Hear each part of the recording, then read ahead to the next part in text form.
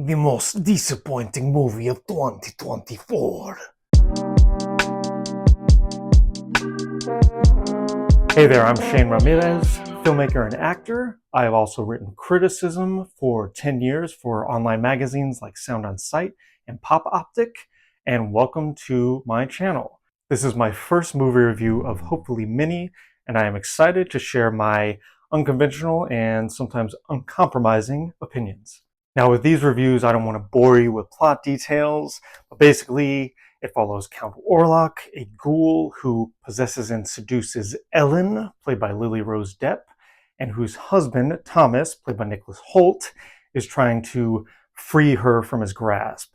This is basically Dracula. This version is directed by Robert Eggers, who, if you've known his past films, The Lighthouse, The Witch, is very meticulous in his period details. That's done wonders for his films in the past. Here, I actually think it's a detriment. Robert Eggers gets so wrapped up in the minutiae of this world he's creating that he kind of neglects his own spin on the material. This reminds me a lot of Peter Jackson's King Kong from 2005. You know, that's a passion project of his that he loved as a kid, that he wanted to make as an adult. It was the ultimate movie he was working towards. Now, I happen to enjoy that movie because there's enough new in there, but Jackson was a little too close to the material and he alienated a lot of viewers. With Eggers, this is the movie he's been wanting to remake his entire career. And because of that, he so adores the material that he doesn't do anything new with it.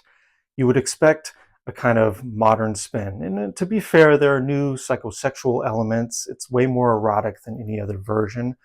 But outside of some visual details, some interesting choices that I can't put my finger on, his Count Orlok actually doesn't have the impact of the earlier versions.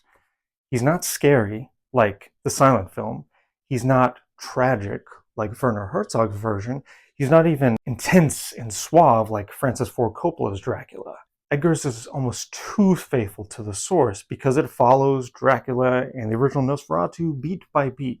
You told me Jaron Blaschke cinematography and this incredible labyrinthian production design, and Robert Eggers doing it with this cast, I would have said, that's a perfect movie. And I was really excited to delve into this. I was hoping, considering how much he's done with The Witch and how idiosyncratic The Lighthouse was, is that he would bring that energy to this.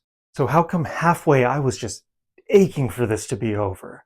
I would say Eggar loses the battle here between realism and formalism. He's almost too realistic with Count Orlok in ways where the character is kind of silly this time. And formally, he's so enmeshed in recreating this world that even though he has all the elements for atmosphere and dread and scares, he can't bring it together. You have an incredibly intense and physical performance from Lily Rose Depp. You have kind of not much to do for Nicholas Hoult. You have a hammy performance from Aaron Taylor Johnson, and then you have Bill Skarsgård, who's completely disappeared in this makeup. But despite all those elements, Eggers mistakes shrieking, loud, noisy terror for something approaching scary. There's dread, but there isn't suspense. There is action, but there aren't really any stakes. There are characters, but there is no emotional weight to them. It's a funny word to use because Francis Ford Coppola's Dracula exists, but this film is histrionic and ultimately becomes tedious with repetitive scenes of exposition on the ominousness of Count Orlok and Lily Rose Depp freakouts. Francis Ford Coppola's Dracula, it's big, it's loud, but it's almost opera. It's supposed to be that way. Eggers wants the solemnity and almost the prestige terror of this figure, and ultimately, he just does not pull it off.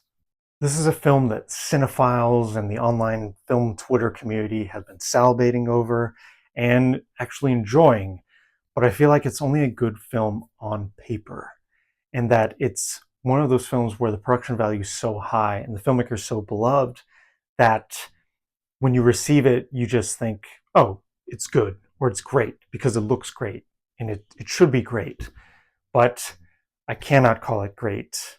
I found Nosferatu exhausting and tedious despite incredible production details. I give it 2.5 stars out of 5.